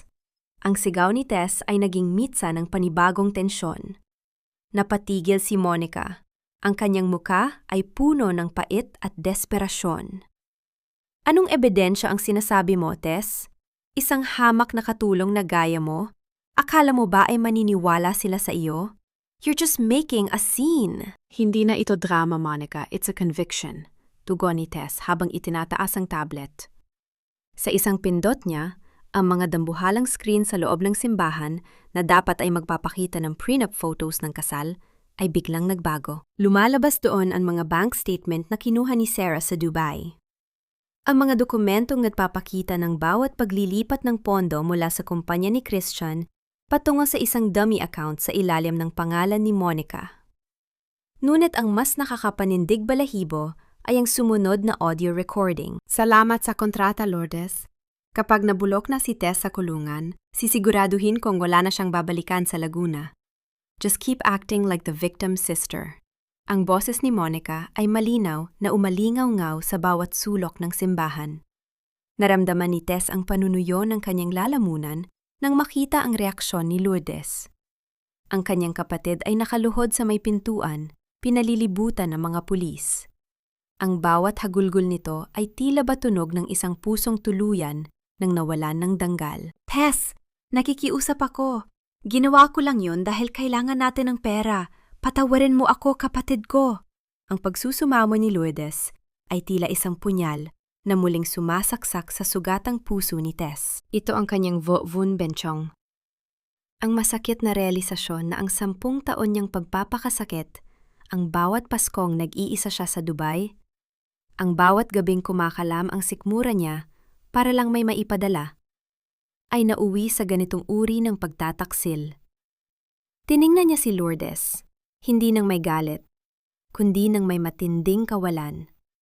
Isang kawalan na mas matindi pa sa dilim ng selda. Ang pera na sinasabi mo, Lourdes, ay amoy ng pawis ko at amoy ng dugong inalay ko para sa inyo. Ibinenta mo ako para sa isang pangarap na hindi mo naman pag-aari. Ang boses ni Tess ay matatag, ngunit basag sa hinagpis. Dahan-dahang lumapit si Christian kay Tess. Ang arkitekto ay tila isang taong kakatapos lang gisingin mula sa isang mahabang bangungot. Ang kanyang tuksido ay puno ng gusot at ang kanyang mga mata ay naniningkad sa pagsisisi. Hinawakan niya ang kamay ni Tess, ang magaspang na kamay na may mga peklat ng pagtitiis. Tess, I was such a fool. Patawarin mo ako dahil hinayaan kitang mag-isa sa labang ito. Patawarin mo ako dahil mas pinakinggan ko ang takot ko kaysa sa tibok ng puso ko. Ang bulong ni Christian ay puno ng kilig na hinaluan ng matinding hapo. Sa gitna ng mga pulis na nag-aaresto kay Monica at Lourdes, sa gitna ng ingay ng media, ay nahanap nila ang isang sandali ng katahimikan. Pinisil ni Christian ang kamay ni Tess, isang tahimik na pangako na hindi na niya ito bibitawan. Ngunit sa gitna ng kanilang paglalapit, isang marahas na tunog ang bumasag sa sandali. Si Christian ay biglang napahawak sa kanyang dibdib. Ang kanyang muka ay namutla, at ang bawat hininga niya ay tila naging isang pakikipagbuno. Christian? Christian, anong nangyayari? Hiyaw ni Tess. Ang kanyang kaba ay muling bumangon. Ang gamot ko. Tess. Ang huling salita ni Christian bago siya tuluyang bumagsak sa mga bisig ni Tess. Nanlamig ang dugo ni Tess. Naalala niya ang sakit sa puso ni Christian na itinago nito sa lahat. Ang stress ng gabing ito, ang pagtataksil ng kanyang ina, at ang bigat ng katotohanan ay tila ba naging sapat na para itumba ang matatag na arkitekto? Tulon! Tulungan niyo kami! Sigaw ni Tess sa gitna ng simbahan. Habang isinasakay si Christian sa ambulansya, naramdaman ni Tess ang isang mahigpit na hawak sa kanyang balikat. Si Don Melchor iyon. Ang matanda ay nakatingin sa ambulansya nang may matinding lungkot. Tess, kailangan mong magpakatatag. Hindi pa tapos ang laban. Ang mga Valdez ay tila ba mga anay. Mahirap ubusin kahit gumuho na ang kanilang bahay. Babala ng matanda. Habang papalayo ang ambulansya sa simbahan, tiningnan ni Tess ang kanyang mga kamay. Punong-puno ito ng dugo ni Christian. Ang katarungang kakamit niya pa lamang ay tila ba muling ninanakaw ng tadhana. Sino ang mananatiling buhay sa huling yugto ng madugong kasaysayang ito? At ang pag-ibig ba ni Tess at Christian ay sapat na para talunin ang kamatayang nagbabantay sa pintuan ng ospital? Ang gabi ng paniningil ay naging gabi ng pag-aagaw buhay. At ang bawat segundo ay tila ba isang pako na muling ibinabaon sa puso ng isang OFW na nangarap lamang ng simpleng kaligayahan. Ang bawat guhit ng kuryente sa monitor ay tila ba isang mabuhay na tulay na unti-unting bumibigay sa ilalim ng bigat ng aking mga pagkakamali. At sa bawat paghinga mo, Christian, ay nararamdaman ko ang pagkaubos ng aking sariling lakas. Nakasandal si Tess sa malamig na salamin ng intensive care unit. Ang kanyang mga mata ay pagod at namumugto sa tindi ng mga pangyayari. Ang amoy ng antiseptic at matapang na rubbing alcohol ay tila nanunuya sa bango ng mga rosas na iniwan sa simbahan. Sa loob ng silid, nakahiga si Christian, ang lalaking arkitekto ng kanyang bagong buhay, ngunit siya ring mitya ng kanyang pinakamasakit na sugat. Ang bawat tubo na nakakabit sa katawan nito ay tila ba mga tanikalang pilit na humahatak dito palayo sa kanya, patungo sa isang lugar na hindi na maabot ng kahit anong pagsusumamo. Naramdaman ni Tess ang panunuyo ng kanyang lalamunan. Inilabas niya mula sa kanyang bulsa ang panyo ni Christian na may bahid pa rin ng dugo mula sa kaguluhan sa simbahan. Ito ang panyong naging kaisa-isang saksi sa kanilang mga nakaw na sandali, sa mga pangakong binuo sa ilalim ng isang kontrata, ngunit naging totoo sa gitna ng pagsubok. Pinisil niya ito ng mahigpit. Ang bawat himaymay ng tela ay nagpapaalala sa kanya ng init ng palad ng lalaki noong huli silang magkahawak kamay. Tess, kailangan mong kumain. Kanina ka pa rito. Ang mahinang boses ni Sarah ay bumasag sa kanyang pagmumuni-muni. Hindi ko kayang iwan siya, Sarah, tugon ni Tess. Ang kanyang boses ay tila isang marupok na sinulid na malapit ng maputol. 10 taon akong nagtrabaho sa Dubai para sa pamilyang itinapon ako sa dumi. Ngayong nahanap ko na ang taong tumingin sa akin bilang isang babaeng may halaga, kukunin din ba siya ng tadhana? Sa sandaling iyon, dahan-dahang lumapit si Don Melchor. Ang kanyang tungkod ay lumilika ng mabigat at regular na tunog sa makinis na sahig ng ospital. Ang mukha ng matanda ay puno ng pait at pagsisisi. Tumingin siya kay Christian sa loob, at pagkatapos ay kay Tess. Ang puso ng mga Valdez ay matagal nang pinatigas ng ginto, Tess. Pero si Christian, kinuha niya ang puso ng kanyang tunay na ina. Isang pusong marunong magmahal ng higit pa sa sarili. Bulong ni Don Melchor. Huwag kang bibitaw, anak. Dahil ikaw lang ang tanging dahilan kung bakit niya gustong bumalik. Dahan-dahang pumasok si Tess sa loob ng silid matapos payagan ng nurse. Umupo siya sa tabi ng kama ni Christian. Hindi siya sumigaw, hindi siya humagulgol. Sa halip, marahan niyang kinuha ang kamay ng lalaki. Ang mga kamay na sanay sa pagbuo ng matatayog na gusali, ngunit na yon ay tila ba mga tuyong sanga na madaling mababali. Inilapit niya ang kanyang muka sa tainga ni Christian at bumulong ng mga salitang Tagalog na punong-puno ng larawan ng kanilang bukas. Christian, marami pang balikbayan box ang darating mula sa Laguna. Pero sa pagkakataong ito, hindi na ito puno ng delata o damit. Puno ito ng mga pangarap nating dalawa. Magtatayo tayo ng bahay na ang pundasyon ay hindi ginto, kundi ang katapatan nating dalawa. Huwag kang matulog. Gising na asawa ko. Isang himala ang tila naganap nang maramdaman ni Tess ang mahinang pagpiga ng mga daliri ni Christian sa kanyang palad. Isang munting pitik ng buhay na nagbigay sa kanya ng hindi maipaliwanag na init sa dibdib. Ang monitor sa gilid ay nagsimulang magpakita ng mas maayos na ritmo.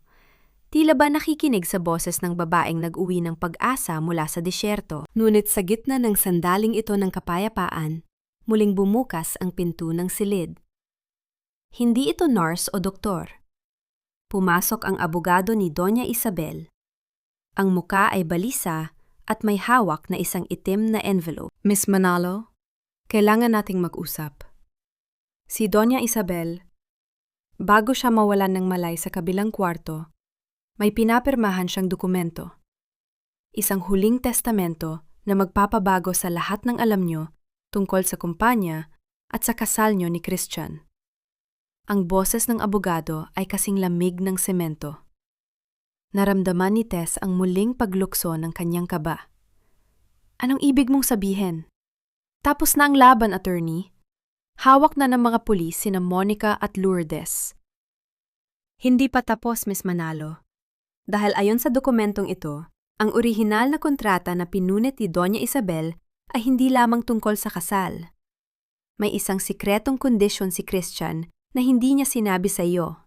Isang sakripisyong ginawa niya para lamang maprotektahan ang pamilya mo sa Laguna bago pa man kayo makakilala. Nanlamig ang buong katawan ni Tess. Tumingin siya kay Christian na dahan-dahan nang iminumulat ang kanyang mga mata. Ngunit ang kislap sa mga ito ay hindi kislap ng tagumpay, kundi ng isang matinding takot. Ano ang lihim na sakripisyo ni Christian? At bakit tila ang dokumentong hawak ng abogado ay isang bagong pako na muling ibabaon sa kanilang pangarap? Ang bawat tibok ng orasan sa ICU ay tila ba paglapit sa isang katotohanang mas masakit pa sa anumang pagtataksil. Ang pera ay madaling bilangin, Miss Manalo, pero ang halaga ng isang pusong tinapaktapakan ay walang katumbas na halaga. Pirmahan mo na ito at laya ka na sa lahat ng obligasyon sa pamilya Valdez. Ang tinig ng abogado ay tila isang malamig na huni ng hangin galing sa sementeryo habang inilalatag niya ang isang tseke sa ibabaw ng mesa sa tabi ng higaan ni Christian. Ang mga numerong nakasulat doon ay sapat na para bumili ng isang buong barangay sa Laguna. Sapat na para maging donya si Tess habang buhay nang hindi na kailangang humawak ng kahit isang basahan. Nakatitig si Tess sa puting papel. Naramdaman niya ang panunuyo ng kanyang lalamunan. Ang bawat hininga niya ay may lasa ng pait. Tumingin siya kay Christian na ngayon ay gising na. Nakaupo sa kanyang kama, ang kanyang mukha ay maputla, ngunit ang kanyang mga mata ay nagsusumamo. Tess, bago pa tayo gumawa ng kontrata, binayaran ko na ang lahat ng utang ni Lourdes. I used my personal inheritance para hindi na kayo guluhin ng mga pinagkakautangan nyo. Ang bulong ni Christian ay puno ng pagsisisi. I wanted to save you even before I learned how to love you. Pero mali ako. Ginawa rin kitang bilanggo ng utang na loob. Ito ang kanyang nababasag sa loob. Ang masakit na realisasyon na ang akala niyang kalayaan ay isa lamang palang mas malaking hawla. Sa loob ng 10 taon sa Dubai, ang tingin sa kanya ay gatasan. At dito sa Manila, sa ilalim ng kislap ng mga Valdez, ang tingin sa kanya ay isang proyektong kailangang isalba. So, kailangan mo muna akong bilhin bago mo ako mahalin, Christian? Ang boses ni Tess ay mahina, kasing hina ng aandap-andap na ilaw sa ICU hallway. Ngunit ang bawat salita ay may talim ng isang labaha. Akala ko, nung gabing iniligtas kita sa bar, nakakita ka ng isang babaeng kapantay mo. Pero para sa'yo, isa lang pala akong kawawang OFW na kailangang kaawaan. No, Tess, it wasn't like that. Pilit na bumangon si Christian. Inabot ang kamay ni Tess, ngunit marahang umiwas ang dalaga. Attorney, itago niyo na ang checking yan, sabi ni Tess habang dahan-dahang tumatayo ng tuwid. Ang 10 taon ko sa Dubai ay nagturo sa akin na ang perang hindi galing sa sariling pawis ay isang tanikalang hihila sa iyo pababa. Christian, salamat sa pagliligtas sa pamilya ko. Utang ko sa iyo ang buhay ni nanay. Pero ang puso ko, hindi yon kasama sa binayaran mo. Dahan-dahang hinubad ni Tess ang singsing na ibinigay ni Christian, ang simbolo ng kanilang wad na kontrata, at inilapag ito sa ibabaw ng tseke. Pagkatapos, lumapit siya sa kanyang nanay na nakahiga sa wheelchair sa tabi ng pinto, handa nang ilabas ng ospital sa tulong ni Sarah. Hinawakan niya ang magaspang na kamay ng kanyang ina at naramdaman ang init niyon. Isang init na mas mahalaga kaysa sa anumang ginto. Tess, saan ka pupunta? You have nothing left in Laguna. Sinira ni Lourdes ang lahat. Hiyaw ni Christian. Ang kanyang boses ay garalgal sa tindi ng emosyon. Magsisimula ako uli, Christian.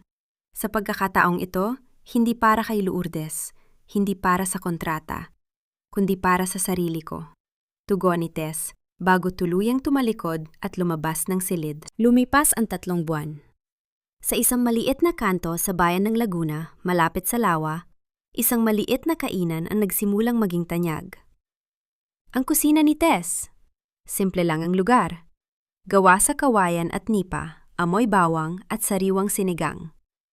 Ang mga nagsisilbi ay mga kapwa niya, dating OFW na nawalan din ng trabaho o minaltrato sa ibang bansa. Nakatayo si Tess sa harap ng kalan. Ang kanyang muka ay may bahid ng uling, pero ang kanyang mga mata ay may kislap na kailanman ay hindi nahanap sa Forbes Park. Wala na siyang suot na mamahaling terno. Tanging isang simpleng apron na may burda ng kanyang pangalan. Nabalik ang kanyang diwa nang marinig ang tunog ng isang sasakyang huminto sa tapat ng kanyang kainan. Isang pamilyar na anino ang bumaba, si Christian. Pero hindi siya nakasuot ng suit. Suot niya ang isang simpleng polo shirt at may dala siyang isang malaking balikbayan box. Dahan-dahang lumapit si Christian. Inilapag niya ang kahon sa harap ni Tess. Ano yan? Wala akong in-order na gamit mula sa Manila. Matabang na sabi ni Tess. Bagaman nararamdaman niya ang mabilis na tibok ng kanyang puso. Hindi ito galing sa Manila, Tess. Galing ito sa puso ko. Sabi ni Christian habang binubuksan ang kahon. Sa loob niyon, hindi delata o damit ang laman. Puno yun ng mga sulat, mga blueprint ng isang simpleng bahay sa tabi ng lawa, at isang maliit na paso ng bulaklak ng sampagita. 10 taon kang nagpadala ng boxes para sa iba. Ngayon, ako naman ang magpapadala para sa'yo. I'm not here as a Valdez, Tess. I'm here as a man who wants to apply as a waiter in your kitchen. Kahit walang sweldo, basta kasama ka. Naramdaman ni Tess ang panunuyo ng kanyang lalamunan. Ang kilig na matagal na niyang ibinaon ay tila ba muling sumibol gaya ng bulaklak sa loob ng kahon. Tumingin siya kay Christian at sa unang pagkakataon, wala na siyang nakitang pader ng yaman o utang na loob.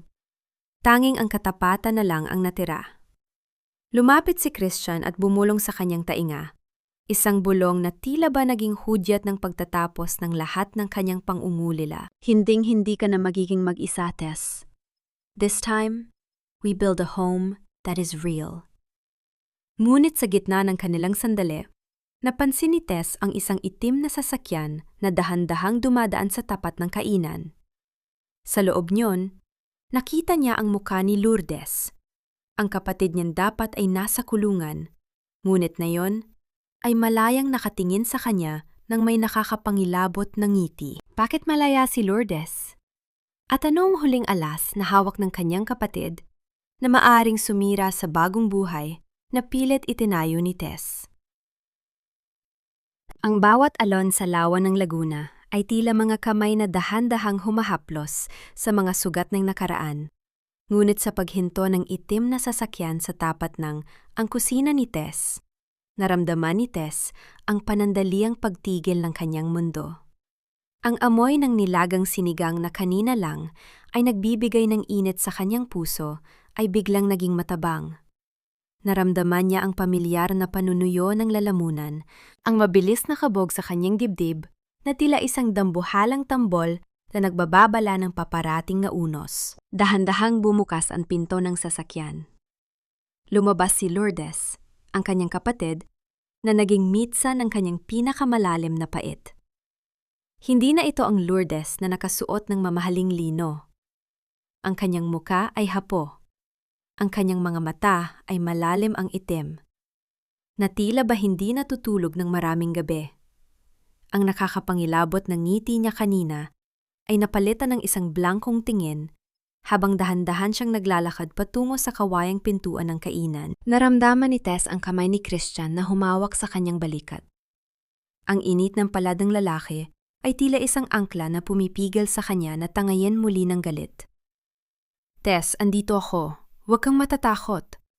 Pulong ni Christian, ang boses ay puno ng katatagan. Huminto si Lourdes sa tapat ng lamesa, kung saan nakalagay ang balikbayan box ni Christian. Tiningnan niya si Tess, at sa unang pagkakataon sa loob ng 10 taon, nakita ni Tess ang pagbagsak ng balikat ng kanyang kapatid. Wala na ang katusuhan. Wala na ang kasakiman. Ang tanging natira ay ang isang babaeng tuluyan ng nilamon ng sarili niyang mga pagkakamali. Tess, hindi ako nandito para humingi ng pera. Ang boses ni Lourdes ay garalgal, kasing hina ng aandap-andap na ningas ng kandila sa hangin.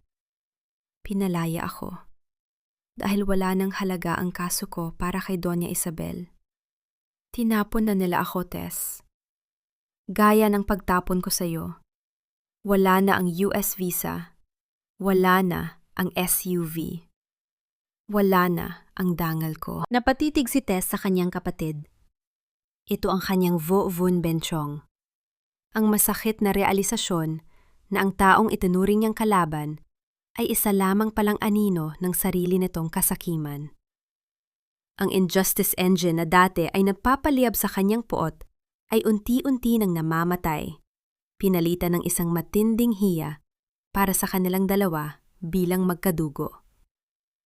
Bakit ka nandito, Lourdes? Mahinang tanong ni Tess. Gutom na ako, Tess. Hindi lang ang sikmura ko, kundi pati ang kaluluwa ko, hikbi ni Lourdes habang dahan-dahang lumuluhod sa sahig ng kainan. Naisip ko, ang bawat boxes na ipinadala mo, hindi ko man lang binuksan. Ngayon, wala na akong matitirhan. Patawarin mo ako, Tess. Kahit gawin mo akong tagahugas ng plato rito, basta wag mo lang akong ituring na patay. Isang nakabibinging katahimikan ang namayani sa kusina ni Tess. Ang tahing naririnig ay ang mahinang kalansing ng mga kutsara sa kusina at ang banayad na ugong ng hangin mula sa lawa. Tumingin si Tess kay Christian at pagkatapos ay sa kanyang nanay na nakadungaw sa bintana ng kanilang maliit na bahay sa gilid. Hindi katarungang legal ang nagbigay sa kanya ng huling panalo, kundi ang kapangyarihan niyang magpatawad nang hindi kinakalimutan ang kanyang sariling halaga. Dahan-dahang lumapit si Tess, kinuha ang isang mangkok at nilagyan ito ng mainit na sabaw ng sinigang. Inilapag niya ito sa harap ni Lourdes. Kumain ka muna, Lourdes, sabi ni Tess. Ang boses ay matatag at puno ng dignidad. Pero kailangan mong maintindihan, ang kusina ni Tess ay itinayo ko sa sarili kong pawis. Kung gusto mong manatili, magtatrabaho ka gaya ng lahat. Walang kapatid, walang gatasan. Dito, ang bawat sentimo ay pinaghihirapan. Humagulgol si Lourdes habang humahawak sa mangkok ng sabaw. Naramdaman ni Tess ang isang malaking pasanin na tila ba biglang nawala sa kanyang mga balikat. Ang 10 taon sa Dubai ay tapos na. Ang kontrata sa mga Valdez ay wala na. Ngayon, siya na ang tunay na arhitekto ng kanyang tadhana. Lumipas ang hapon at habang lumulubog ang araw sa Laguna, naiwan sina Tess at Christian sa tabi ng lawa. Ang langit ay nababalutan ng kulay ube at ginto. Tila ba nakikiramay sa kapayapaang nahanap nila? Inakbayan ni Christian si Tess at sabay nilang pinanood ang mga huling sikat ng araw na tumatama sa tubig. Ano ang iniisip mo, Tess? Tanong ni Christian habang hinahalikan ang tuktok ng ulo ng dalaga. Inisip ko na, sa wakas, hindi na ako kailangang magpadala ng box para lang maramdamang mahal ako. Nakangiting sagot ni Tess. Dahil ang tunay na uwi ko ay narito na sa tabi mo. Ang pag-ibig na nagsimula sa isang malamig na kontrata ay nahanap ang kanyang pundasyon sa gitna ng init ng kusina at katapatan ng puso. Si Teresa Manalo, ang dating ATM ng pamilya, ay isa na ngayong reyna ng kanyang sariling tahanan.